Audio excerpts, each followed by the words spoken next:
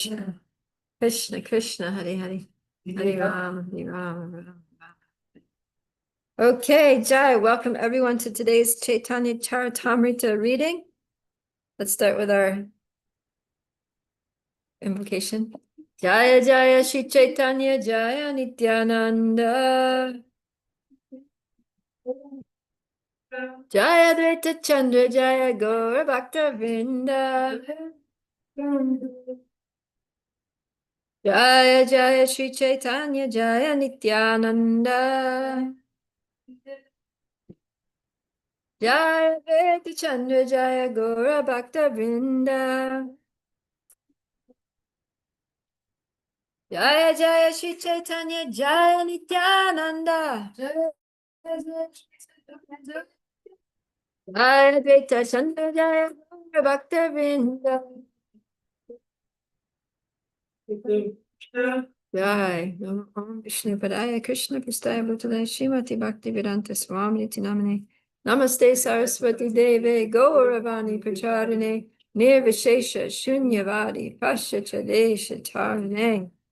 So today we are reading from Sri Chaitanya Charitamrita by His Divine Grace A.C. Bhaktivedanta Swami Prabhupada, Adi Lila, Chapter 1, entitled The Spiritual Masters, and we're starting from text 45. 45? Yes. Guru Krishna Rupahana Shastra Pramane Guru Rupe Krishna Kripa Karena Bhaktagane. According to the deliberate opinion of all revealed scriptures, the spiritual master is non-different from Krishna. Lord Krishna, in the form of the spiritual master, delivers his devotees. Purport. The relationship of a disciple with a spiritual master always represents himself as the humblest servitor of the Supreme Personality of Godhead, but the disciple must look upon him as the manifested representation of Godhead. Adi Lila, Chapter 1, Text 46. Acharyam mam vijaniyan navan manyeta kahichit namartya buddhya suyeta sarvadeva mayo guru. You guys have it there? Mm-hmm. Do you want to read? Oh, this is a long purport. This is a verse from Srimad Bhagavatam. Okay, go ahead. You're on next? Yeah. Do I do translation and purport? Yeah, you can read part. It's a long purport. You can read some of it, or we can go stopping. Okay. Translation.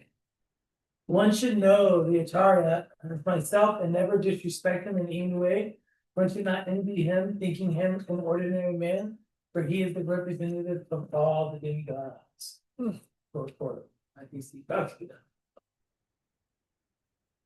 This is a verse from the Srimad Bhagavatam, spoken by Lord Krishna when he was questioned by Uddhava regarding the four social and spiritual orders of society. The Lord was specifically instructing how a brahmachari should behave under the care of a spiritual master.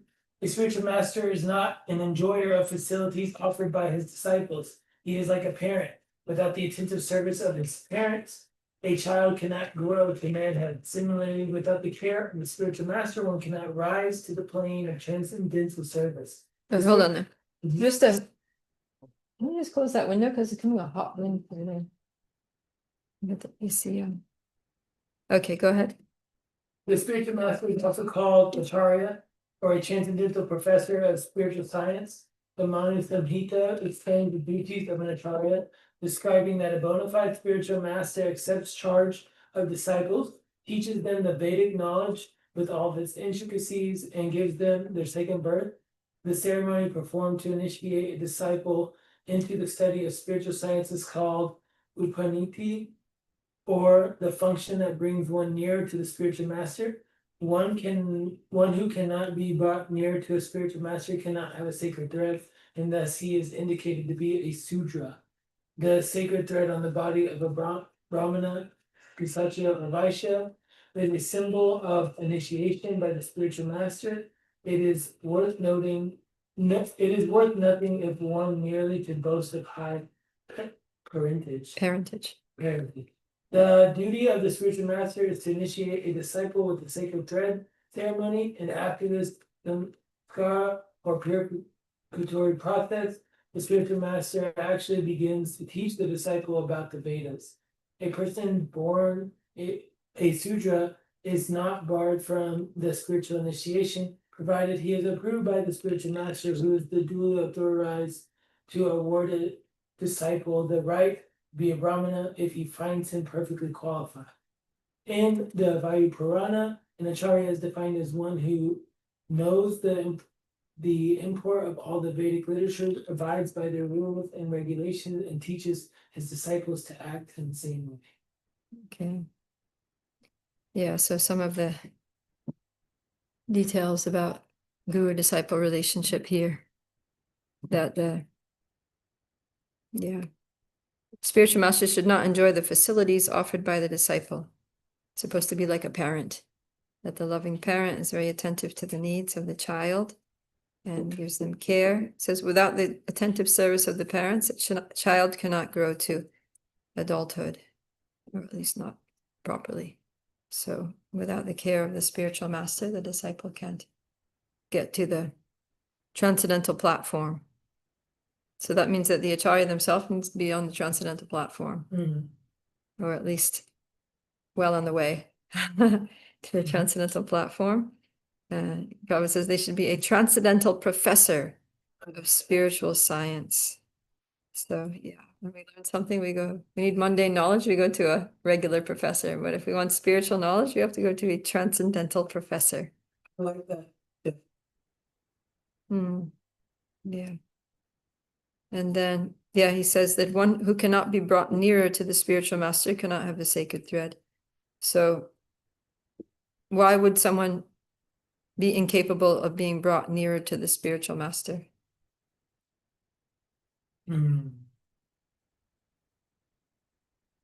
Maybe they're not ready to follow the principles. Yeah. Yeah, so what happens is like, I mean, we communicate a lot by our actions. Okay, so a disciple who's not following the principles, then they're basically distancing themselves from the spiritual master. Right? They're distancing themselves from Krishna, because that puts a huge obstacle. It's like putting a boulder between them and Krishna on their spiritual path. So, yeah. So that's up to the disciple. It's not that the guru is like, hey, stay away. The guru is always like, come closer, come closer. But it's from the disciple's side that the disciple's like, no, I don't want to get close. And we see that, like if there's like an initiated disciple and they're not following the principles, then they'll distance themselves.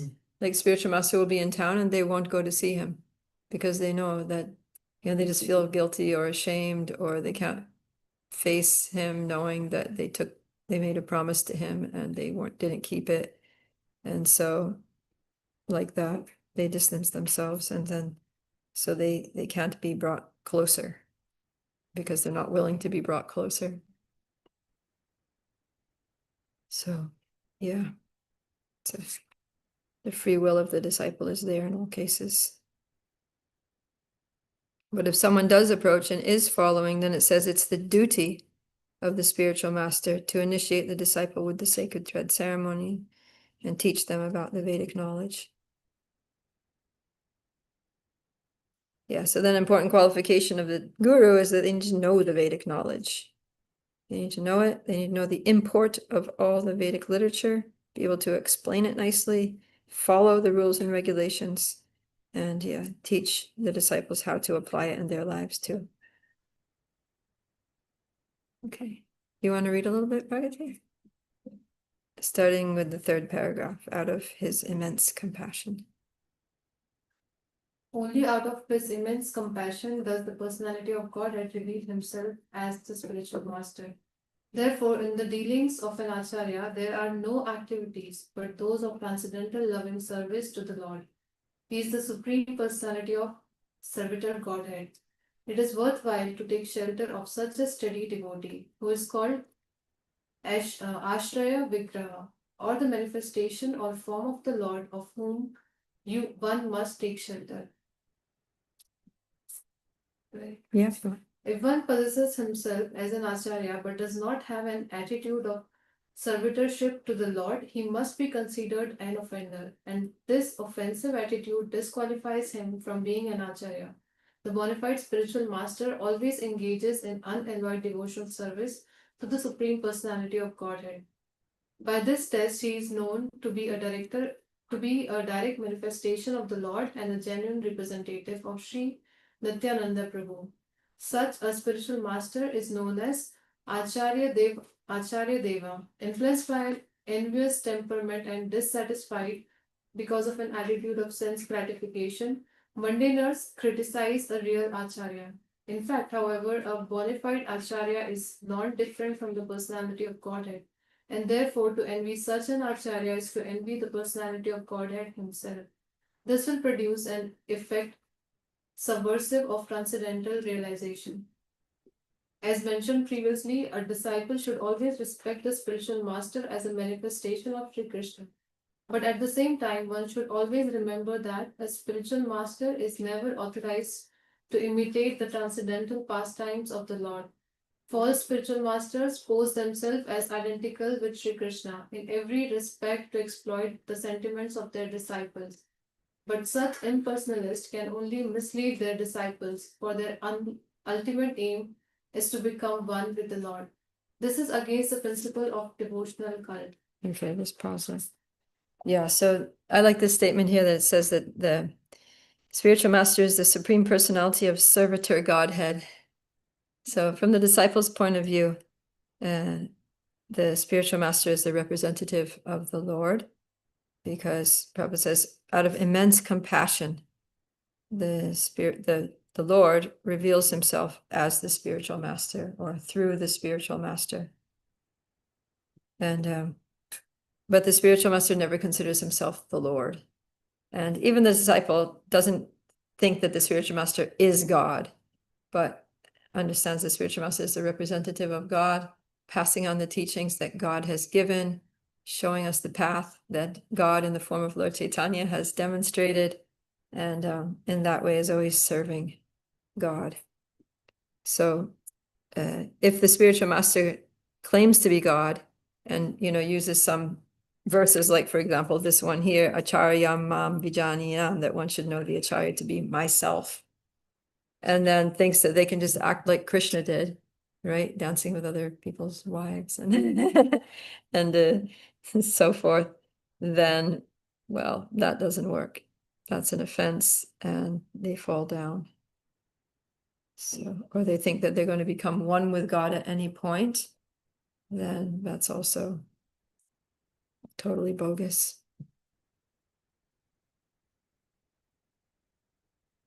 It says the bona fide spiritual master always engages in the unalloyed devotional service to the Supreme Personality of Godhead. By this test, he is known to be a direct manifestation of the Lord and the representative of Sri Nityananda Prabhu. So yeah, the spiritual master is to be always serving the Lord. That's the business of the spiritual master, is just serving Krishna in different ways, shapes, and forms. And especially doing those services which are meant to bring about the deliverance of other souls, right? Preaching and teaching and going out and doing programs, writing books, distributing books. Like, specifically, the spiritual master is trying to serve the mission of Sri Caitanya Mahaprabhu to deliver the fallen souls. But not that all spiritual masters are necessarily going out. Some may just be like quiet sadhus that stay, immersed in Krishna consciousness in their own more introverted ways. But the point is that they have to be always just engaged in Krishna consciousness. Yeah. Okay, and then the last paragraph. Someone out there on Zoom want to read? They're all working. Divya, Where are we? we're on chapter 1, text 46, last paragraph of the purport, the real Vedic philosophy. 146. 1 second, I'm just pulling it up. Oh, it's a Acharya Mum. Yeah, the last Yeah, paragraph okay. of the purport. Okay, yeah, sure. Okay, the real Vedic philosophy is the Chintya Beta Beta Tattva. which establishes everything to be simultaneously one and different from the personality of Godhead. Srila Raghunath Das Goswami confirms that this is the real position of a bona fide spiritual master, and says that one should always think of the spiritual master in terms of his intimate relationship with Mukunda, Sri Krishna. Srila Jiva Goswami, in his Bhakti Sandarbha 213, has clearly explained that a pure devotee's observation of the spiritual master and Lord Shiva as being one with the personality of Godhead exists in terms of their being very dear to the Lord, not identical with him in all respects. Following in the footsteps of Srila Raghunath Das Goswami and Srila Jiva Goswami, later acharyas like Srila Vishwanath Chakravarti Thakur have confirmed the same truths. In his prayers to the spiritual master, Srila Vishwanath Chakravarti Thakur confirms that all the revealed scriptures accept the spiritual master to be identical with the personality of Godhead, because he is a very dear and confidential servant of the Lord. Gaudiya Vaishnavas therefore worship Srila Gurudev, the spiritual master, in the light of his being the servitor of the personality of Godhead. In all the ancient literatures of devotional service, and in the more recent songs of Srila Narottam Das Thakur, Srila Bhaktivinoda Thakur, and other unalloyed Vaishnavas, the spiritual master is always considered either one of the confidential associates of Srimati Radharani or a manifested representation of Srila Nityananda Prabhu. Right. Yeah, so Prabhupada's giving us his extra master is non-different from Krishna. So, but he's saying also simultaneously different and non-different. So, yeah, first of all, spiritual master is same as Krishna because he's passing on, he's representing Krishna by passing on the teachings of Krishna. Second, because he's always engaged in the service of Krishna and the mission of Krishna. So he's doing the work of Krishna, which is spreading Krishna consciousness. So he's that way non-different from Krishna. And then now Jiva Goswami and Vishwanath Chakravarti Thakur give another reason why he's considered non-different from Krishna is because he's so intimately connected with Krishna. Spiritual master is very dear. And then he's referring, do you know which verse he's referring to? Yeah, that one. So Sakshad Hari. So Sakshad means directly. He's directly Hari. Sakshad Harit. When you say Sakshad Harit, you have to say actually the H because it's Hari. Sakshad means directly. He's directly Hari. He's direct. Sakshad Hari. Vena Samastra. Samastra Shastra means all the Shastras say it. Sakshad Harit Vena Samastra Shastra. Kintu. No. What's it? Uktastata Bhavyate. No. Sakshad Harit Vena Samastra Shastra. Tata bhavyata eva sabdi, itu praborya priya eva tasya, vande guru shri charananda. Yeah, so the reason that he's Sakshad Harit is because Kintu praborya priya eva tasya, he's very dear, because the spiritual master is very priya. Sakshad means directly. He's directly Harit Vena. Yeah, like he's directly in the same category of Krishna or of Krishna, is directly of Krishna. He's directly representing Krishna. And he's very dear to Krishna. So yeah, I really liked it here that Raghunath Das Goswami says this is the real position of a bona fide spiritual master. One should always think of the spiritual master in terms of his intimate relationship with Krishna. Yeah, so one should always think that not that the spiritual master is Krishna, but that the spiritual master is a very intimate relationship with Krishna.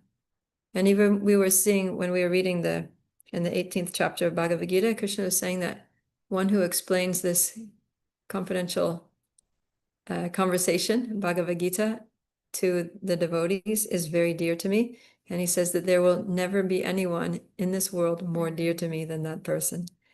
So Krishna is confirming that the person who's teaching, passing on his message, teaching the philosophy of Krishna consciousness is very, very dear, very intimate. And so the disciple should always think that my spiritual master is very dear to Krishna. My spiritual master has a very intimate relationship with Krishna. And that's how they can guide the disciple, because if you're very close to Krishna, then you understand, what Krishna wants and how Krishna thinks. And you can also know what Krishna wants for the disciple. Okay. Yeah, this is something a little esoteric here that Bhaktivinoda Thakur says at the end, that the spiritual master is either a confidential associate of Srimati Radharani or a manifested representation of Sri Nityananda Prabhu. So, what I was reading today, because I was doing some research about Gadadhar Pandit of the Panchatattva, like Sri Advaita Gadadhar, Shivasadi Gaura Bhaktivinoda. So saying that sometimes in some temples in India, you'll see Gaur Nitai, and sometimes you'll see Gaur Gadadhar. Yeah.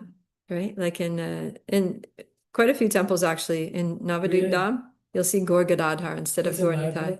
Yeah, in Mayapur. And so I was researching that, like what is with Gaur Gadadhar, and because Lord Chaitanya is in the middle of the Panchatattva, Nityananda is on the one side and Gadadhar is on the other. So you can either go with Gaur Nityananda, or you can go with Gaur Gadadhar. When they have it, isn't it? Chaitanya. Good. Yeah. Hmm. Yeah, Gadadhar is always on Lord Chaitanya's left, and Nityananda is always on Chaitanya's right, because Nityananda is the older brother. He's Balaram, so Balaram has to be on the right, because That's why it's 8 times. the elders are on the right, and the youngers are on the left. So actually, Gadadhar is like either the same age or just 1 year younger. But the thing is that he's Gadadhar is basically Srimati Radharani in Caitanya Lila. So Radharani is always on Krishna's left side. So he stands on the left side. So then it says that those who are following in the footsteps of the gopis of Vrindavan, then they're going to worship Gaur Gadadhar. And those who are are aspiring to be gopas, or cowherd boys, then they worship Gaur. That for those who know and who, are aspiring to be gopis in Vrindavan, then they worship Gaur Gadadhar, and those who are cowherd boys, they worship Gaur Nitai. Mm. But the thing is that Lord Nityananda, also, he's the savior of Jagai and Madai. He's like really the savior of the most fallen. So Srila Prabhupada taught us to worship Lord Nityananda because we need it. We're Jagais and Madais. Yeah. Yeah, Best Thakur's.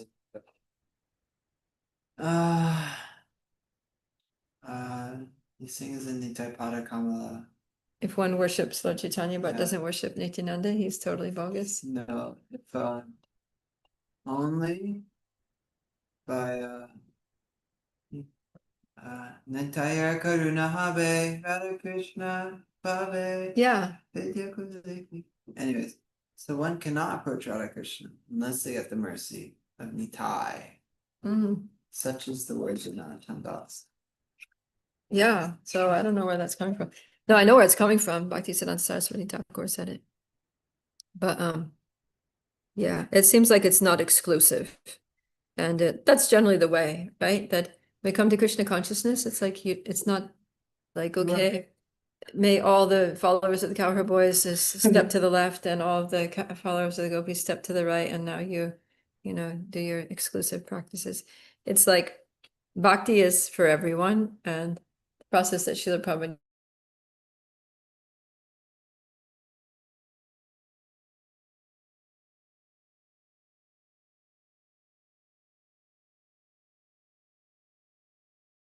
more advanced level. Because it's true, if you look at Caitanya Charitamrita and you look at all the associates of Lord Nityananda in Gaura Lila, well, in Nitai's Lila, they're all cowherd boys. All the associates of Gadadhar are all gopis. So it does make sense, but unless one's really on that level, it doesn't make a difference. Yeah. Because until you know, it's irrelevant for you, Yeah. right? And Nityananda is merciful to everyone. He's not like, all right, I'm only going to give mercy to you because I know you're a cowherd boy, and you people over there who are like gopis and manjaris, then like, bye. Like Lord Nityananda is not like that. He gives mercy to everyone. Okay. Sorry. You should be, right? If not more. Yeah. That's the thing. We're running by a Christian bottle. Yeah. Yeah. Yeah. So I mean, it makes sense. Like it makes sense. But Srila Prabhupada established worshiping Gauranitai. So there you go. When in the previous verse we read that when someone thinks spiritual master to be as Krishna himself. So I was thinking, what is that stage of how can we take that spiritual master as Krishna himself or not? We know that I mean, not exactly Krishna himself, as I was saying, but like very dear to Krishna, very the intimate servant of Krishna. Not Krishna, it's Bhagavan Krishna. I mean, the spiritual master is always Jiva Tattva. Unless your spiritual master is Krishna, like Arjuna's was. But I don't think we have that prerogative. All right, let's read text 47, which is basically saying the same thing in Sanskrit. I mean, in Bengali. Shiksha Guru Ke Tajani Krishna Raswarupa Antaryami Bhakta Shrestha Edui Rupa. Arjuna, would you like to read? He's going to say he wants to read the next one. No, I want to read this one. Okay, go ahead. But wait, sorry, it's just I don't have it pulled up here on my end. Text 47. 47. This one is specifically about the Shiksha Guru. Oh. Okay. Okay. One should know the instructing spiritual master personality of Krishna. Lord Krishna manifests himself as the Supersoul and as the greatest devotee of the Lord. Purport. Srila Krishnadas Kaviraj Goswami states that the instructing spiritual master is a bona fide representative of Sri Krishna. Sri Krishna himself teaches us as the instructing spiritual master from within and without.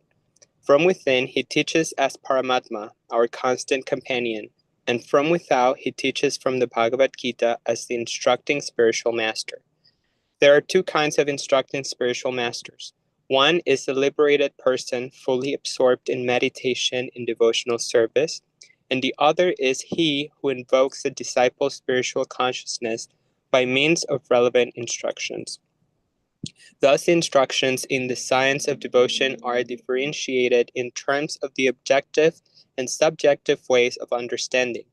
The Acharya, in the true sense of the term, who is authorized to deliver Krishna, enriches the disciple with full spiritual knowledge and thus awakens him to the activities of devotional service.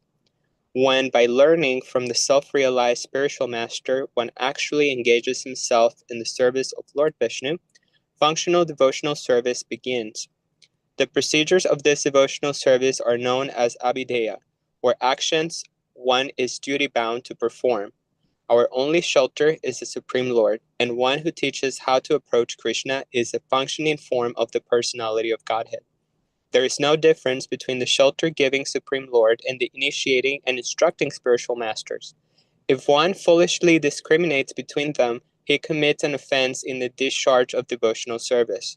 Srila Sanatana Goswami is the ideal spiritual master, for he delivers one the shelter of the lotus feet of Madan Mohan. Even though one may be unable to travel on the field of Vrindavan due to forgetfulness of his relationship with the Supreme Personality of Godhead, he can get an adequate opportunity to stay in Vrindavan and derive all spiritual benefits by the mercy of Sanatana Goswami. Sri Govindaji acts exactly like the Shiksha Guru, instructing spiritual master, by teaching Arjuna the Bhagavad Gita. He is the original preceptor, for he gives us instructions and an opportunity to serve him. The initiating spiritual master is a personal manifestation of Srila Madan Mohan Vigraha, whereas the instructing spiritual master is a personal representative of Srila Govinda Dev Vigraha. Both of these deities are worshipped at Vrindavan. Srila Gopinath is the ultimate attraction in spiritual realization. So this is really interesting. He's saying that, so there are these two different deities in Vrindavan. We were talking about them when we were doing the Mangalacharanam verses, glorifying them. So Madan Mohan is the deity who's in charge of Sambandha, right? Establishing the relationship, establishing the connection, officiating the relationship between the soul, the Jiva soul, and the Lord. And then Govinda is in charge of Abhideya, or the actual practice. Govinda Deva supervises the engagement, or the activities of devotional service that the devotee engages in, by which they make progress on the path. So Krishna's Kaviraj is saying that or Srila Prabhupada is saying that the initiating spiritual master is a manifestation of the Madan Mohan deity, who establishes the connection. Because at the time of initiation, that's when the connection to the Guru Parampara, which is, one's connection to Krishna, is officially established. But then the spiritual master is not, the initiating spiritual master is not necessarily the one who guides the disciple, through applying the teachings and the process and actually performing devotional service throughout their lives. That's, many times is a Shiksha Guru, is an instructing spiritual master. So he says the instructing spiritual master is a personal representative of the Govinda Dev deity. And both of these deities are worshipped in Vrindavan. So Prabhupada is saying that even though one may not be able to go to Vrindavan, but still they can basically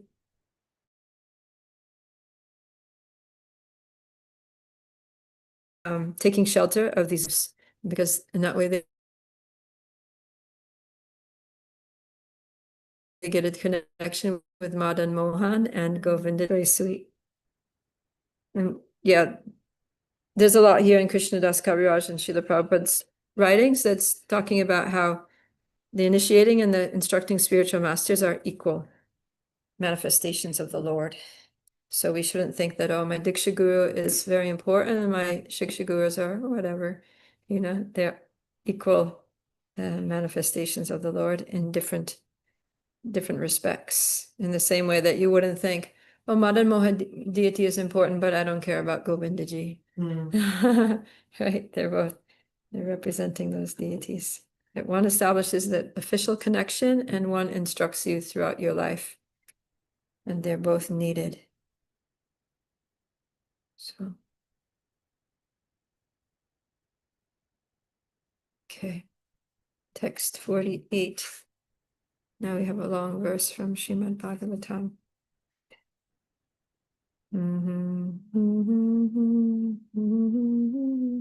Not sure if this is right. Naivo payantya pachitim kavayastavesha. That's probably Brahmasamhita. Naivo payantya pachitim kavayastavesha. Brahma yushapi kritam riddha muda smaranta. Yontar bahistanubritam ashubam vidunvan. Acharya chaitya vapusha swagatim vyanakti. All right. Want to read Pragati? I'll read. O my Lord, transcendental poets and experts in spiritual science could not fully express their indebtedness to you, even if they were endowed with the prolonged lifetime of Brahma, for you appear in two features, externally as the Acharya and internally as the Supersoul, to deliver the embodied living being by directing him how to come to you. This verse is from Srimad Bhagavatam 11:29-6, was spoken by Sri Uddhava after he heard from Krishna all necessary instructions about yoga. So yeah, Krishna's helping us in so many ways. That internally he's there with us as a super soul, directing our wanderings, giving us knowledge, remembrance, forgetfulness, guiding us. And externally, he's there as the Acharya, the Diksha Gurus and Shiksha Gurus, and speaking to us and teaching us and training us and chastising us and giving us instructions. So we have a lot of help right? If we really want to go back to Godhead by the process of bhakti, then help is at hand by the mercy of Krishna. And Buddha was saying that we're so indebted to Krishna for all the help that he gives us, that even if we had a long lifetime of millions of years like Brahma, and we were expressing our gratitude and appreciation for the Lord every day for the help he gives us, we still wouldn't be able to sufficiently True. glorify him. We would never be able to repay the debt that we have to the Lord for all the ways he helps us. And yeah. Oh, now we have a verse that we should all know after yesterday's class, text 49. Tesham satata yuktanam bhajatam pritipurvakam dadami buddhi yogam tam yena mam upayanti te. All right, go ahead, Pragati. 49.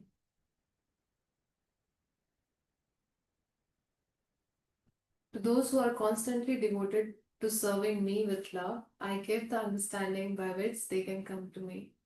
Sure. This verse of the Bhagavad Gita, chapter 10, clearly states how Govind Dev instructs his bona-fide devotee. The Lord declares that by enlightenment in this theistic knowledge, he awards attachment for him to those who constantly engage in his transcendental loving service. This awakening of divine consciousness enthralls a devotee who thus relishes his eternal transcendental mellow. Such an awakening is awarded only to those convinced by devotional service about the transcendental nature of the personality of Godhead. They know that the supreme truth, the all spiritual and all powerful person, is one without a second and has fully transcendental senses. He is the fountainhead of all emanations. Such pure devotees, always merged in knowledge of Krishna and absorbed in Krishna consciousness, exchange thoughts and realizations as great scientists exchange their views and discuss the results of their research in scientific academics. Such exchanges of thoughts in regard to Krishna give pleasure to the Lord, who therefore favors such devotees with all enlightenment. Yes, I remember I was telling you how Krishna's Kaviraj, he'll make a statement and then he'll back it up with some Shastric reference. So his statement previously was that that the spiritual, he in text 45, the first verse that we read today, he's saying that the spiritual master is non-different from Krishna. Lord Krishna, in the form of the spiritual master, delivers his devotee. And then he quotes the verse from Srimad Bhagavatam, Acharya Mam Vijaniyam, that one should know the Acharya as myself and never disrespect him in any way. And then, and then he makes another statement that the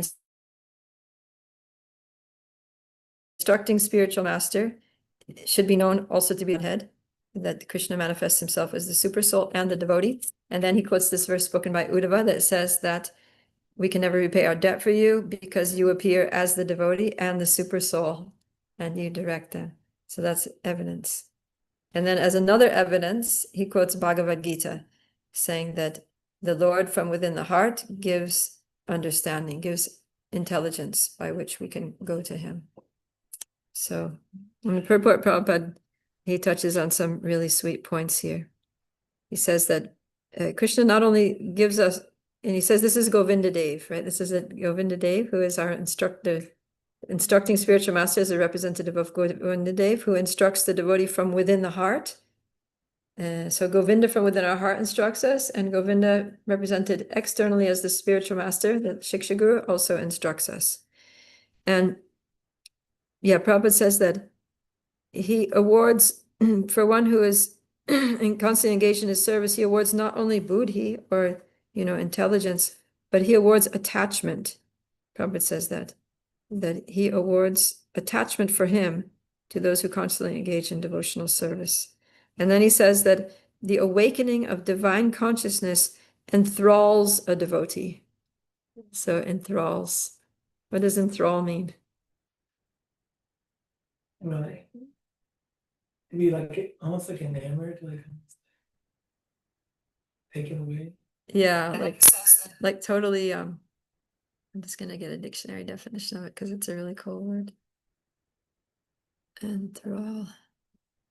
Capture the fascinated attention. Fascinate, yeah, fascinate, to capture the attention, to become like mystified, charmed. Yeah, it says fascinated, captivated, or charmed by something, so much so that you give it your complete attention and interest. It describes a state of deep engagement and delight, where your focus is held completely as if time had stood still. So nice. What a beautiful Yeah. definition. So, yeah. The devotee becomes enthralled by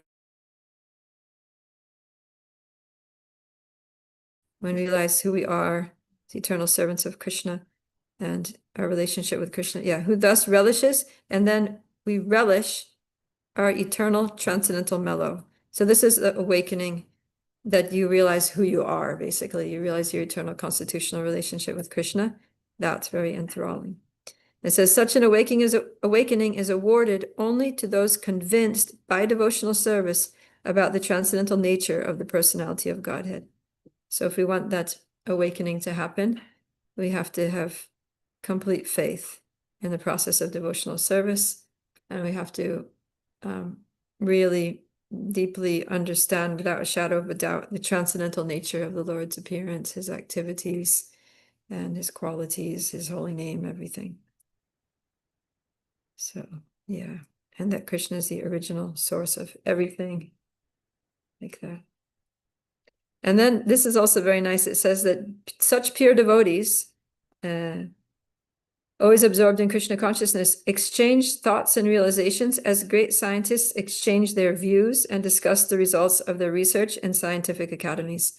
So scientists often will, get together. Like scientists don't usually work in isolation, right? They'll work in a lab, a university like department, and then they'll be, they're all doing some different aspect of research on the same similar topic. And then they'll get together and they'll discuss their research, they'll discuss their breakthroughs, they'll compare notes, and one person's discovery gives a new idea to the next one, or they're putting the puzzles together by different pieces. And so like that, when devotees start having like deep realizations about Krishna, then they relish getting together with other devotees and sharing their realizations and sharing their experiences in Krishna consciousness, which enhances each other's knowledge and gives faith, also nourishes their faith and makes them very happy. Okay. So yeah, that's the next verse, or the verse before this, 10:9, that the thoughts of my pure devotees always dwell in me. Their lives are totally devoted to my service, and they derive great satisfaction and bliss from always enlightening one another and conversing about me. The Prabhupada is basing his purport on that. And it says that such exchanges of thoughts in relation to Krishna give pleasure to the Lord. So it's not just that the devotees enjoy sharing their realizations and thoughts, but Krishna enjoys it. He actually becomes very happy when the devotees share their realizations about him. And then because he's pleased by it, then he favors them with more realization. He's like, oh, you're happy with the realizations that I've given you, you're sharing them with others. That's great. Let me give you more enlightenment. Let me illuminate things further for you. So it's very important to, share our realizations. It pleases devotees, pleases Krishna, and it opens up the way for more realizations. Right? Devotees, we shouldn't be misers and just like keep all of our realizations to ourselves. There are some things that need to be private, or they can be shared with devotees who are like, on the same level. But yeah, in general, Krishna consciousness is to be shared. So we shouldn't feel guilty about sharing our realizations. Yeah. Yeah, that's it. Prabhupada's saying here that it's actually like, it gives pleasure to the Lord when we do that. We should do that. Get together and just share realizations, just like scientists to get together and share their discoveries, the results of their research.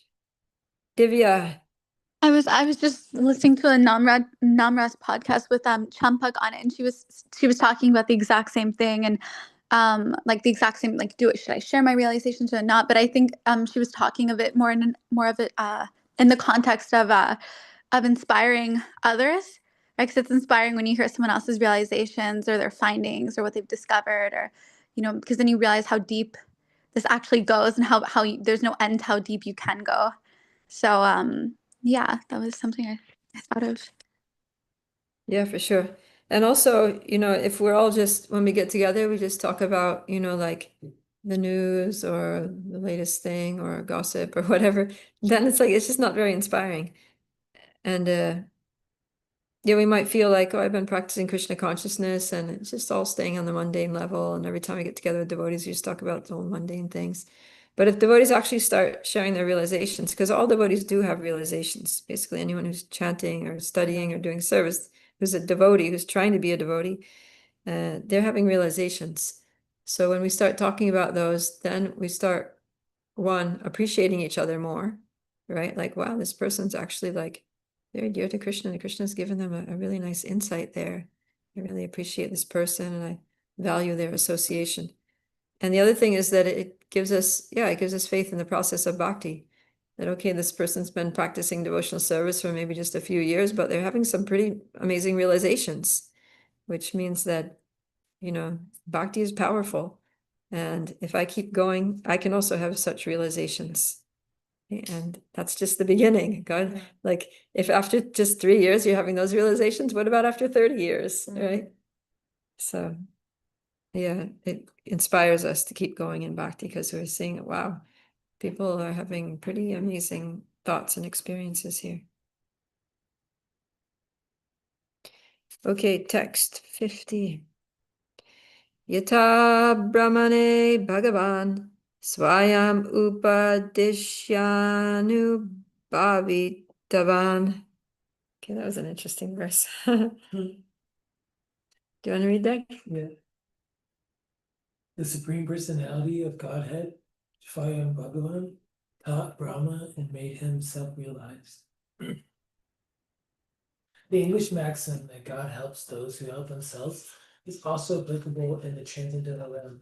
There are many instances in the revealed scriptures of the personality of Godhead's acting as the spiritual master from within. The personality of Godhead was the spiritual master who instructed Brahma, the original living being in the cosmic creation. When Brahma was first created, he could not apply his creative energy to arrange the cosmic situation. At first, there was only sound, vibrating, the word tapa, which indicates the acceptance of hardships for spiritual realization. Refraining from sensual enjoyment, one should voluntarily accept all sorts of difficulties for spiritual realization. This is called tapasya. An enjoyer of the senses can never realize God, godliness, or the science of theistic knowledge. Thus, when Brahma initiated by Sri Krishna by the sound vibration tapa engaged himself in acts of austerity. By the pleasure of Vishnu, he was able to visualize the transcendental world. Sri Vaikuntha, through transcendental realization, the modern science can communicate using material discoveries such as radios, television, and computers, but the science invoked by the austerities of Sri Brahma, the original father of mankind, is still more subtle. In time, material scientists may also know how we can communicate with the Vaikuntha world. Lord Brahma inquired about the potency of the Supreme Lord, and the personality of Godhead answered his inquiry in the following 6 consecutive statements. These instructions, which are reproduced from Srimad Bhagavatam, were imparted by the personality of Godhead acting as the supreme spiritual master. Yeah, this is really amazing how Lord Brahma came to all of his realizations. So yeah, he was there on the top of the lotus flower at the beginning of creation, and he didn't have a clue what was going on. He didn't know who he was, where he came from. It was all darkness. And then he was just like, what? He's trying to understand. And then he heard tapa. And Prabhupada is saying that the Lord Vishnu initiated him by this sound vibration. That was his mantra. His initiation mantra was tapa. And then he's like, okay, I guess I have to do some tapasya. So he started doing austerity, meditating. And the Lord was pleased. And it says, by the pleasure of Vishnu, he was able to visualize the transcendental world Sri Vaikuntha through transcendental realization. And I remember hearing a class by Srila Prabhupada one time where I was a new devotee. I remember this as clear as day. I was Wow. like a devotee for maybe like a month, and I had headphones and I had a little like, cassette thing. And I was in London and I was walking through Soho Park, and I just was listening to a class and out walking, getting some fresh air. And I heard Srila Prabhupada say this amazing thing that we can that when we become advanced in Krishna consciousness, we can actually see what's happening in the spiritual world in the same way that you switch on the television and you can see what's happening from somewhere far away. Right? Like some of you are far away from me, like Divya's way up in Canada and so forth. Those of you who are listening on YouTube, you could be in another country 10,000 miles away, but you're seeing me as if I'm right there in the room with you. So in the same way, we are here in planet Earth, and Krishna may be in Goloka Vrindavan, Lord Vishnu, Lakshmi, and Vaikuntha, but through this transcendental television, we can actually, through meditation, we can see the spiritual world and we can see what's happening there. And that's what our acharyas do, right? That's how we have all of these books about Radha Krishna and Nitya Lila, is because, the six Goswamis, they entered into these deep meditations on Krishna Lila, and basically they saw it. And then they just started writing what they saw. Right? It's not like somebody told them the pastimes and they're just like, oh, we got to write this down and make a book out of it. Literally, they saw it. Mm. And I was just reading it today because I was doing that research about a place in Navadvip Dham called Champahati. So there's a Vaishnava named Jayadev Goswami. He's the person who wrote the Dasavatar Stotra that the Nrsingadev prayers that we read, Keshavadut. So he wrote that. And while he was living there, um, he was writing a book called the Gita Govinda. So Gita Govinda is all about Radha Krishna Lila. And so there's a part there in the book where, and he's just getting into these meditations and he's just basically writing it as he's seeing it. And so it's all unfolding. It's not like he doesn't know what's coming, it's just all unfolding. So then he sees in his meditation, he sees, oh, Radha and Krishna just got in a little like argument. Radharani's not happy with him because he showed up late. They were supposed to meet. So she doesn't want to see him. She's really angry. And then Krishna, he's trying everything. And then as a last resort, when nothing else works, none of his sweet words or diplomacy or anything else works, then he just like gets down on his hands and knees and puts his head on Radharani's feet. So he sees that, but he's thinking, oh my God, I can't write this. Like I feel like this is offensive to write down. So he's having a doubt about what he saw in his mind. He's like, maybe I just imagined it. Maybe it wasn't really what's happening. Maybe my mind just added that, like just kind of concocted that. So he was a little unsure about it. And so he thought, well, anyways, it's about lunchtime. I'll just go. And so every day before lunch, he would go to the Ganga and take his bath and do his Gayatri and then come back, and his wife would have lunch ready for him. He would eat. So then he told his wife, she was just finishing up the cooking and about to do the offering and things. He said, oh, my dear wife, I'm just going to go to the Ganga, I'll do my bath, and I'll be back for lunch soon. So then he goes out. And then after a very short time, maybe like 10 minutes, then he comes back, and his wife's like, oh, that was quick. And he said, yeah, I had, something popped into my mind and I just want to write it down before I forget. So he goes and sits at his desk and he writes something for a little bit. And he's like, okay, now I'm ready for lunch. So now he sits down and she serves him lunch and he's eating and he's like being super appreciative of the prasadam. And she's like a little bewildered because she's kind of like, oh, he's usually not like glorifying my prasadam so much. Like he's really happy today. So anyway, she's serving. He's like, oh, this is exceptional. This is like, the taste is so exquisite. And you're such a, good cook. Anyway, so he eats and then he drinks and he, washes his hands and he goes. And then as soon as he goes, then he comes back, right? And so Jayadev walks in, and so after he finishes eating, then the custom was that when the wife serves the husband, and then when he's finished eating, then she sits down and eats. So then when he comes back, he says, oh, you're eating. And then she says, yeah. He said, well, but I haven't eaten yet. And then she says, you just came, you just ate, I just served you, you were glorifying the prasadam like anything, and now I'm eating. Like, we do this every day, right? And he says, no, I went to take my bath, I was doing my gayatri, I was taking my time because I was like, a little disturbed in my mind about something, and I was trying to, praying about it and trying to understand. So it took me a little longer than usual, but I'm here and I'm hungry. Like, you're eating. And then she said, no, you just came. And like, she wouldn't lie, he knows her well enough. Yeah. So he's like, okay. And now he starts understanding, like, something happened. She says, okay, like, so what happened when I came? And she says, well, you came in and, I commented that you came back really quickly, and you said that you wanted to write something, and you went to the desk and you wrote your thing, and then you came and ate, and then, you thanked me and you left. And then you came back like a second later. She's like, no, no. So I went to the desk there and I wrote something. She said, yeah, you picked up the pen. And so he went over to the desk and he read what was written there. And it said, and then Krishna, as a last resort, with no other way to please Radharani, put his head at her lotus feet. And he was just like, oh my God. And he was like, his wife's name was Padmavati. He's like, Padmavati, you are the most fortunate woman in the universe. And she's like, what are you talking about? She's like, Krishna just came and you just literally fed him with your own hands. you know, and he came and wrote it himself. And she was just like, wow. That's epic. So just to confirm that, what he was seeing in his meditation actually happened. Yeah. Is this happening when some of the artists that are painting like pictures of Krishna, do we like to see their actual It can be, yeah. And in the beginning, like, yeah, sometimes the artist would comment that we had no idea what we were painting.